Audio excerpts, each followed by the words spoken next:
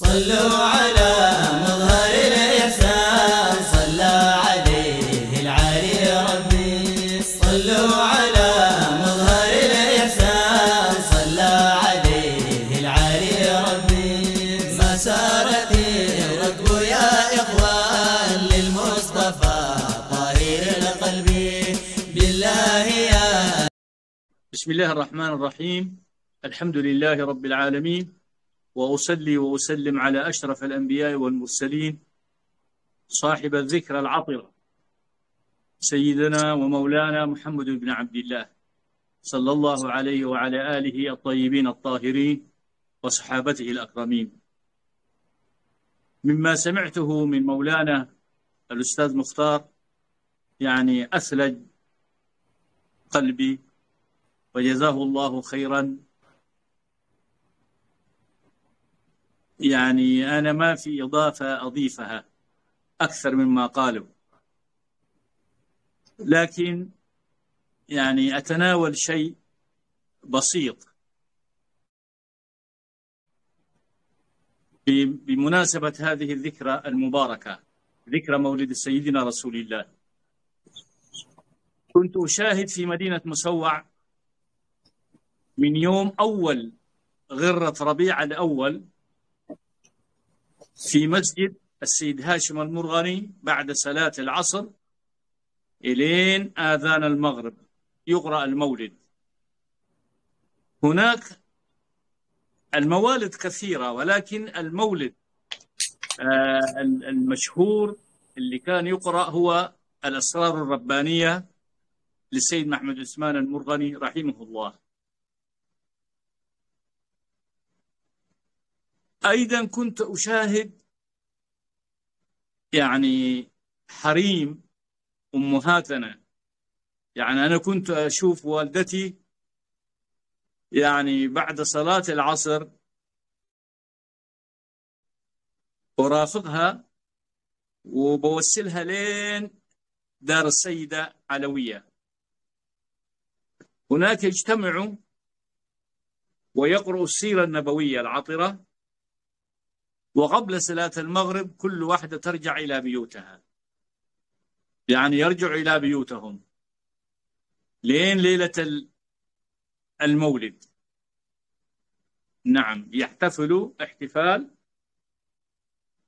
كبير، ولكن هذه 11 يوم يقرأوا فيها السيرة.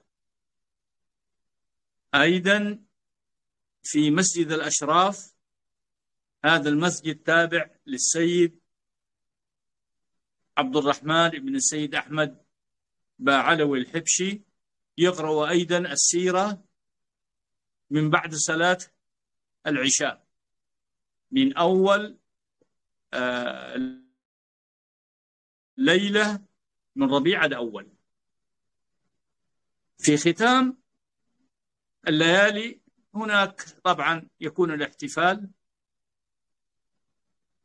ونحضر مع آبائنا، كل واحد مع أبوه مع والده، يحضر في تلك الليلة ويستمع إلى هذه السيرة وإلى المدائح النبوية وكلمة من الأستاذ المربي السيد محمد عبد باعلوي. وهكذا أيضا في مسجد سيدنا الوالد الشيخ محمد أبا بكر طيب الله ثراه ورحمه الله، نفس الحالة. وأيضا في داخل الجزيرة في مسجد حمال أنصاري كان الشيخ عبد الله دنبر رحمه الله يقيم من أول يوم ربيع الأول يقرأ السيرة النبوية، يقرأ المولد البرزنجي. نعم. وأيضا في مسجد المرغني في داخل الجزيرة، وفي مسجد الأشراف في داخل الجزيرة. ويوم المولد هذا تكون احتفال في مسجد حنفي، وتنظمه إدارة الأوقاف الإسلامية. وهناك تلقى كلمات عن سيرة الحبيب المصطفى من علماء ومدرسين المعهد الإسلامي. وهكذا فهناك كانوا مداح كما ذكر أخونا الشيخ مختار، كنا نستمع إلى مادح عمنا الخليفة عبد المهري، كان هذا مادح من مدائح السادة المرغنية، وكان فصيح وجهوري رحمه الله.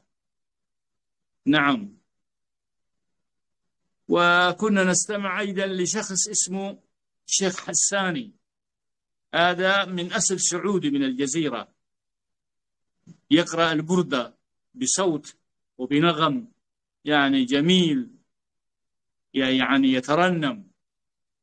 سبحان الله رحمه الله. أنا شفته لما دخلت سنة 1980 في جدة، شفته في بيتنا جالس مع والدي. أي نعم، كان يقرأ البردة بطريقة، عنده كانت له طريقة خاصة يقرأ بها البردة. أي نعم. وهكذا فمحبة رسول الله في أهل إريتريا محبة طبيعية، ولله الحمد في كل شيء. حتى يعني نحن بعد الصلوات المفروضة بنصلي على سيدنا رسول الله في كل مساجد، يقول اللهم صل أفضل صلواتك على أسعد مخلوقاتك سيدنا محمد وعلى آله وصحبه وسلم عدد معلوماتك ومداد لكلماتك، كلما ذكرك وذكره الذاكرون وغفل عن ذكرك وذكره الغافلون. موالد كثيرة واللي ألفت. نعم، موالد كثيرة. عندنا نحن المشهور هو المولد الأسرار الربانية، وداخل الجزيرة كان البرزنجي، ولكن موالد كثيرة. في مولد الديبعي للإمام الديبعي، إمام كبير من أهل اليمن. وفي مولد أيضا للإمام ابن كثير، أنا كان عندي مكتوب مخطوط، كان عندي هذا المولد في مكتبتي، كتب المفسر مفسر كتاب الله الإمام ابن كثير مولد. نعم. وكثيرين، الإمام السبكي كتب، ومن المتأخرين اللي كتبوا عن الموالد، عن السيرة النبوية كثر.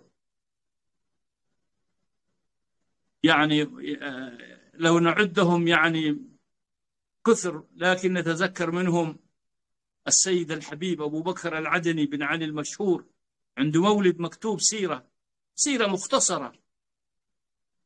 أيضا السيد عمر بن حفيظ عنده سيرة مختصرة، والسيد حسين العيدروس الحبشي عنده سيرة مختصرة. فإذا قرأنا نحن سيرة الأسرار الربانية نجدها سيرة مختصرة. فهذه هي إريتريا، وهذا هو الشعب الإريتري، محب لله ولرسول الله. فالله يتقبل مننا جميعا، والشكر موصول للقائمين على هذه القناة، والشكر لمولانا الشيخ مختار الحسين. هذا أنا أعرفه وكنا في العمل سوا، يعني من الذين إذا رؤوا ذكر الله، فرجل خير. أسأل الله الكريم أن يلبسه لباس العافية، وكل القائمين في هذه القناة أتمنى لهم التقدم والازدهار، وأتمنى لهم التوفيق والخير، وكل عام وأنتم بخير، وجزاكم الله خيرا، وشكرا لكم. من الصالحين ونلقى للمعالي مرجعين، نسمو في رياض الصالحين ونلقى للمعالي مبدعين. حبانا الله موهبة فحمدا لك اللهم.